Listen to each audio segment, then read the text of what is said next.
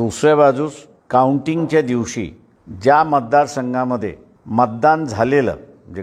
Polled votes आणि मोजणीतून आलेलं मतदान म्हणजे काउंटेड वोट्स हे जिथे टॅली होत नाही अशा वेळेस इलेक्शन कमिशननेच गाईडलाईन दिलेल्या आहेत की त्या रिटर्निंग ऑफिसरला इलेक्शन डिक्लेअर करण्याचा अधिकार नाही.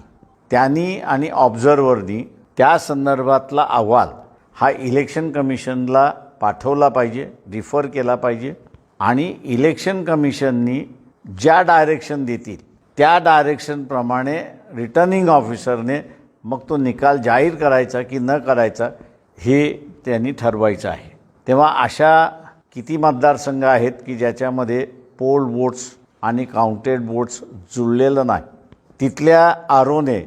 इलेक्शन कमिशनला ते रिफर केलं आहे की न केलं आहे याची असणारी माहिती हायकोर्टापुढे सादर करावी अशा रीतीचं असणारं याचिका आहे. त्याच्या 18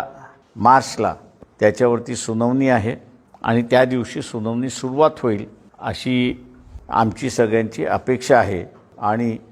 कोर्ट लवकरात लवकर निर्णय देईल असं आम्ही त्या ठिकाणी मानतो आहे.